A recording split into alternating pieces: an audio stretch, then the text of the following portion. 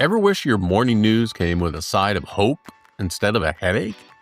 Well, you're in luck.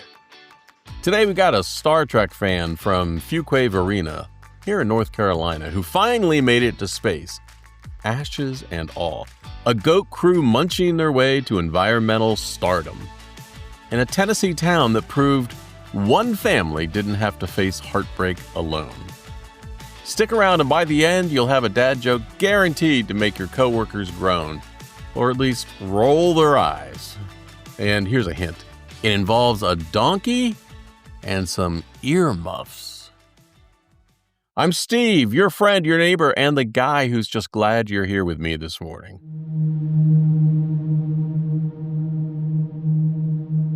You ever meet someone who dreamed of going to space but knew they'd never get the chance? Yeah, that would be me. But Karin Neilson also had that dream. He lived down in Fuquay Varina, loved Star Trek and Star Wars, and used to joke that he'd once been abducted by aliens. But deep down, he carried this quiet frustration that only billionaires ever seem to get a seat on a rocket. He was always complaining about how unfair it was, his wife Karin told CBS 17, that Elon Musk and his billionaire friends could afford to go and real people couldn't. So they made a plan. Not to send Steve into space while he was alive, but to send part of him there when the time came. They found a company called Celestis. They do memorial flights into orbit. A small capsule of ashes rides along with a real rocket. 5, 4, 3, 2, 1, fire! Circles the Earth 3 times, and then returns to be placed beside the rest of the remains. $3,000. Not cheap, but reachable. Stephen passed away in 2023, and this Father's Day, Karin and their son are finally sending him where he always wanted to go. Up. Next week from Vandenberg Space Force Base, his ashes will hitch a ride and orbit Earth 3 times. A symbolic flight for sure, but no less real. And when that rocket lifts off, Karin said she'll be thinking about the church where they met, about the man that they loved, and how far he's gone. He once said visiting NASA would be the closest he'd ever get to space. Turns out he was wrong, because dreams don't have an expiration date. Sometimes they just need a little rocket fuel. Stevens did, and now he's part of the sky. Hat tip to CBS 17 here in Raleigh for that one. Now from stardust to hoof prints. Yeah, let's talk about Raleigh's newest landscaping crew. 32 goats.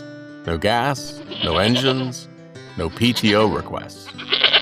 Out at Dorothea Dix Park, they had a little hillside that looked like it was auditioning for a Tarzan remake. Brambles, vines, the works.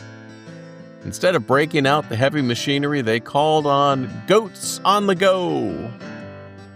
It's a program where goats do the clearing with style. Stephen Paul runs the Raleigh-Durham branch. He moved here from Australia and now manages the herd like a low-key project manager with hooves. A typical rule of thumb is 30 goats will deal with an acre in about 5 to 7 days, he said. And they're good at it, especially in places where machines can't get traction. This patch of Dix Park, well, it's steep, it's tangled, and it's dense. But goats like Bernie and Pastrami, they live for this stuff. Bernie's a leaner. He loves cuddles. Pastrami's got swagger, and Mango keeps to herself. She's the introvert of the crew. And no, none of them wear earmuffs, but we'll get back to that. Here's the cool part. When goats eat invasive plants, their digestive system neutralizes the seeds. So unlike weed whackers that might just spread things around, goats actually help prevent regrowth. It's efficient, it's chemical-free, and there's no denying it's cute. People have been showing up to watch. Thousands are following online. One person even asked Stephen if goats could get too fat, and he laughed. Fortunately, they can't get overweight with forage. So next time you walk by a neatly cleared hillside in Raleigh, you might just have pastrami to thank for that. Hard work never looked so huggable. You know those scenes in movies where the hero's down and out and the whole town shows up? Well, sometimes real life does it better. In Blount County, Tennessee, Deputy Tim Pace's home caught fire in the middle of the day. And I don't mean just smoke damage. I saw pictures. The place was gone. A blackened shell where birthday dinners, school mornings, and quiet Sundays used to happen.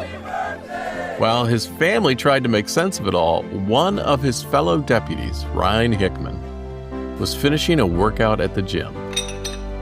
He sat down, still sweaty, heart racing, and started making calls. No press release, no official fundraiser, just action. And that one moment, it snowballed. Within a day, the GoFundMe had raised $21,000. Neighbors dropped off meals. Others bought items from their Amazon wish list. And one by one, the town showed up. Now, I spent time as a first responder. I flew search and rescue with the fire department, and I've had more than a few law enforcement friends. I mean, sure, we gave each other grief, but when someone went down, we carried each other. And that's what this is. Ryan said it best. When you serve together, it's more than a job. It's a bond. And when one family falls, the whole department feels it. Because in the end, it's not about the badge. It's about the people who show up when you need them most. And if this story moved you, I'll include the Amazon wish list and GoFundMe links in the show notes. There are even a few small items if you want to help out a little or a lot. I sent some of the items anonymously to help a fellow first responder in need. Hat tip to WATE for this coverage. Okay, you've waited patiently. Here it is, your moment of groan-worthy glory. What do you call a donkey with earmuffs? Anything you want. You can't hear you. If you groaned, good. That's the sound of joy in disguise. If this episode made you smile, share with a friend who needs a little sunshine today. And if you signed up for the podcast emails on the site, you can just reply to any of the show emails to reach me. Let's keep making this the friendliest little corner of the internet, one story at a time. Hey, I'm Steve. Thanks for starting your day with me. Take care of yourself. I'll catch you tomorrow. See ya.